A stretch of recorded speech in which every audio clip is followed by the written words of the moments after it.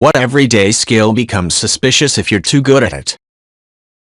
I wanna commence said. There was a restaurant in a Hyatt hotel that had a casino. The waiter from that restaurant remembered our preference when we showed up with a friend 6 months later.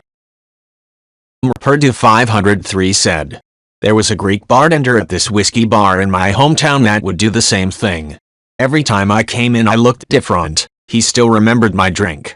First time I was on my Harley, so I looked like a biker. Second time was a date a few months later, so I was dressed nicer and my beard was better groomed. Third time was probably just standard issue blue jeans and white t-shirt, again a couple of months later. No matter what I was wearing or which girl I was with, or how much time passed, I'd sit down at the bar and he'd look at me for a few seconds like he was digging through his memory, and say old-fashioned right. That dude was eerily good at that and cool as shit. Lone Sky 110 said. I used to be an executive assistant to many people with specific wants and needs. I got really good at remembering what people liked based not only on what they would tell me but also the things they would do and how they'd react. I eventually became the guy that takes care of things before they become a problem. Sometimes it can be a superpower, but other times people get weirded out by it. Teslock said. I started playing on the Switch to force myself to play honestly, without cheats mods, and I really appreciate the new feature that'll log the various residents' likes/dislikes based on what you've already given them, and on notes you've read and things they or other characters have mentioned in conversations. iAdnet said. I'm the same way. I make my wife scream all the time by walking into a room without her noticing. It happened so often that when her son was somewhere between 1 and 2, he also started screaming whenever I walked into a room. He just thought it was a thing we did in our family. It happens to other people outside of home too. I start talking to people and they jump out of their skin. Tim said. So when I was young and bored on car trips, my mom would always try to get me to play the license plate game.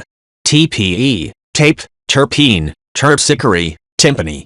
Mom, timpani is with an I not an E, you mistype, tamponade.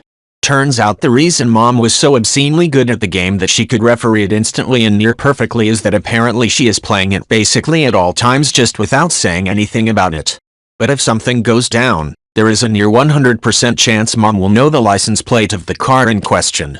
She has proven this way too many times. Tierfillich said. Cleaning liquid spills. If Junior knocks over their glass or the cat gets too close and personal with the fish tank, most people just tend to throw a bathroom towel over it or get out the wet vac. Not super effective and tends to allow time for staining. Some salt, aerosolized carpet foam, and some paper towels will clean up anything like it was never there and in record speed, and all for the low price of making people uncomfortable as they imagine you as a mob cleaner. For extra points, using this method to clean blood out of carpets or off cheap porous tile equals people's faces are funny as fuck. Edit. Thanks for the awards. Consider my disposals at your disposal, but don't get used to it. I ain't running no charity here. Lauren Jean Kirby said. Moving through unreasonably tight and cluttered spaces normally. My friends and I used to hang out at an extremely cluttered warehouse that belonged to a hoarder friend. It was full to the point where moving it all without getting stuck on something or causing a garbage avalanche was difficult.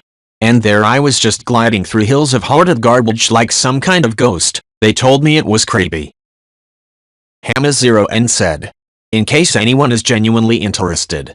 Kids are smarter than adults take them for, and have a keen sense of when someone is only interacting with them out of enlightened self-interest. The main way to get kids to trust you is to interact with them with respect to their agency, and for them to understand that all of your interactions with them are only for their best interest.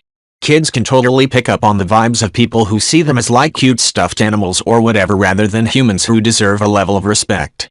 Source: Experiences Head Lifeguard, Digital English Tutor and Karate Instructor. Papa Hut said. This is me. I remember conversations, jokes, dates, hangouts, text messages, meme exchanges and on, and it is weird when ages has passed and I make a joke or say hey like the time we were talking about, and they have zero idea because it was literally 18 months ago. I have also bought gifts for people based on this stuff and they just end up confused and not sure of the relevance. Slab81 said. Brewer, this is gonna sound weird but I'ma say it. A few years ago, It was my dad's funeral. My brother and I, 23 and 19 at the time, sat on the front row. My mum stayed with my family. The priest who did the service knew us, as it is a small town and he's been around for a long time. We started laughing BC of how he was phrasing his sentences. In BC we had the impression that he was looking at us. He wears these weird glasses and it does seem like he's constantly looking at you. My brother explained that to me, which resulted in us laughing even more. It was a short service but we spent most of it laughing, obviously as quietly as we could. I'm glad I have that fun memory of that sad time. Carol of the Bells said, strep throat tests. Used to get strep a lot as a kid, so by the time I was tested for it as a 20-year-old I had the process down. They stick in the big popsicle stick to hold down your tongue and then they swab the back of your throat while you try not to gag. Well, I happened to be tested by a relatively new, young, attractive doctor this particular time, and when he complimented me on doing well on the test and not gagging, my response was, thanks, I've had practice. If not suspicious, it was at the very least mortifying after realizing the implication of what I said. Tank Vet said, being unbothered by blood and guts. I'm a veterinarian. I've spent days up to my elbows in all manner of bodies and parts and fluids. I can watch surgery or necropsy videos over lunch. I did an eye surgery on Tuesday and somebody had to catch the new kid. The big ones aren't allowed to get faint. It's very inconvenient. Related aside, when the nice young lady at the bank says, "Oh my God, there's blood on your shirt," assuring her that it isn't your own in fact offers no reassurance.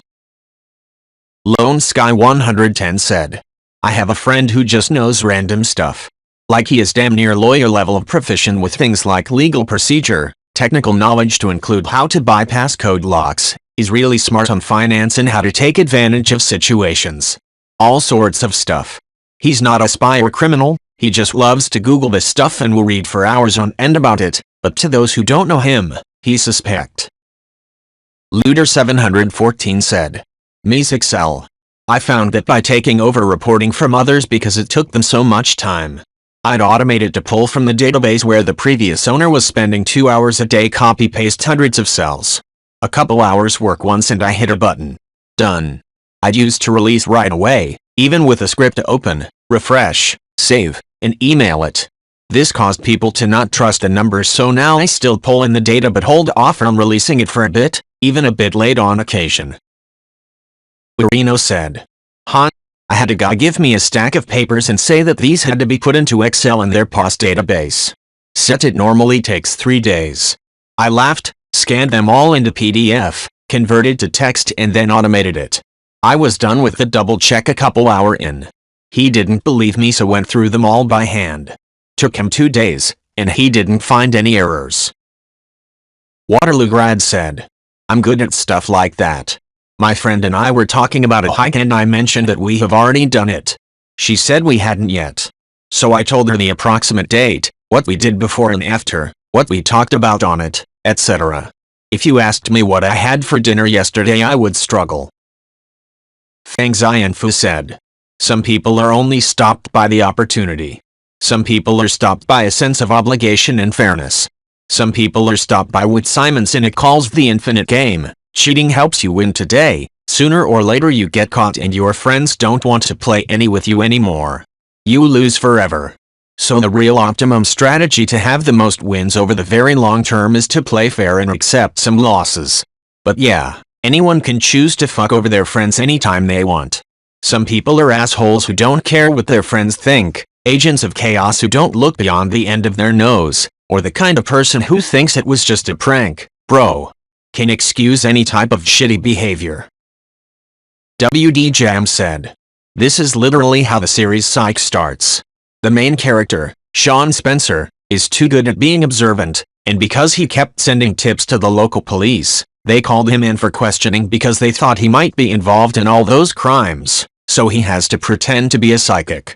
Edit. Now 2 of my most upvoted comments are psych related, which is great because it's my favorite show. But don't waste money on me, guys.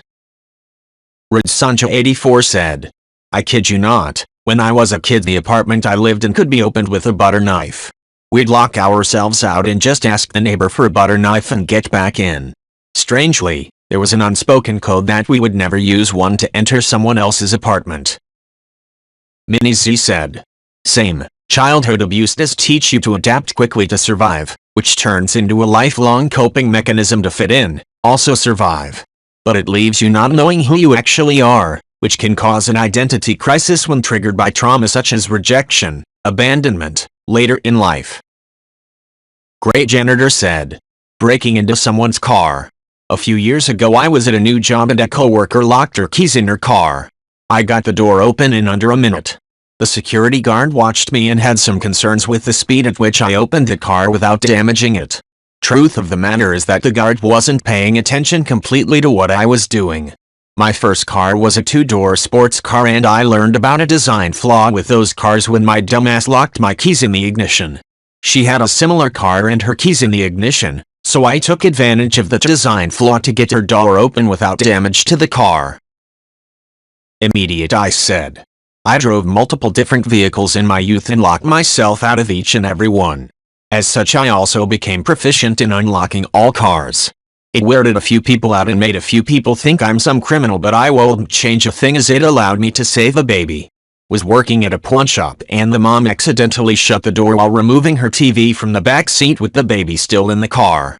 In a panic, her and my manager and a few good customers all tried to help her as I finished up with my customer. 15-ish minutes later when I finished my work I hear the mother freaking out on the phone as the soonest anyone could come to unlock her car was 50 minutes.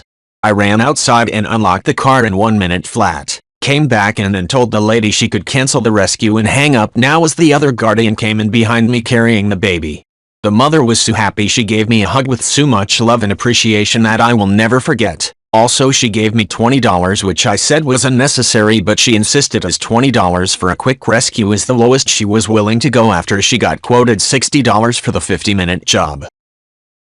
Rudiger said, "We play this drinking game where you take the paper bag from the store, put it on the floor standing up, and you have to bend down on one foot and grab it with your teeth. Each round, you trim a few centimeters off the top and keep lowering the bag until there's a winner. One of my very unathletic friends at the time would easily win every round. It would just be him and he was flexible enough to get the bag only 6 inches off the ground. People were super impressed and I joked it's all that practice from sucking your own dick, and the look he gave me, combined with the awkward laugh, made me think I might have been closer to the truth than I would have hoped." Haga said, "Guessing passwords. I had video games addiction during a young age. My parents changed the PW once a week because I kept guessing it. When they say a word in a weird way, paying close attention to their facial expression, listening to their tapping sound, the state the keyboard is in are things that helped me. But the key is to know how the person thinks. I'm also able to remember most passwords that I have seen once inadvertently." Creeper 4WW Man said, "Remembering things for other people. I pick up random things in conversations, not necessarily in a conversation with me. I like to listen.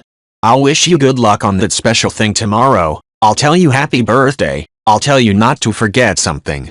It has saved myself and people around me from getting into shitty situations. Imagine a guy at work who tells you not to forget your wife's birthday next week. Yeah, I'm that guy. ADD has taught me to remember the things I pay attention to." Estimate Me said, "Spatial awareness. I can look at something and tell you whether or not it will fit onto a wall, into a box or car, through a hallway or stairwell, etc. I was at a shipping store a few months ago and a guy was in line behind me trying to figure out which size box to get for the box he was trying to fit into it. I pointed at a specific size and said, 'The one, but only if you put your box in this side up.' It slid in perfectly and he gave me the weirdest look. Somehow though, I always seem to bump into the corners of tables." Mission Briefing said, "I would say that I do this and the key is to be an active listener. Most people really like talking even if they think they don't. So once you can find something that they like talking about, you're golden. You can use context clues to help with finding the topic. They have a t-shirt with a graphic? Ask about it. They are drinking something? Ask what it is and what their favorite drink is. Just be actively listening and they are going to feel comfortable and leave the interaction liking you because you are giving a genuine interest when a lot of people are only waiting for their own chance to speak." Fenris Valda said, "My grandpa, I swear he was magic. Could always find a front row parking spot for anywhere we went. It didn't matter if people were parking out in the grass. If you drove up to the front, there was always a spot. If there wasn't, then immediately someone would pull out of their spot to leave. Always. Sadly, he did not pass down this magic to anyone. This matches well with my grandma, who is absolutely, 100%, a Phi.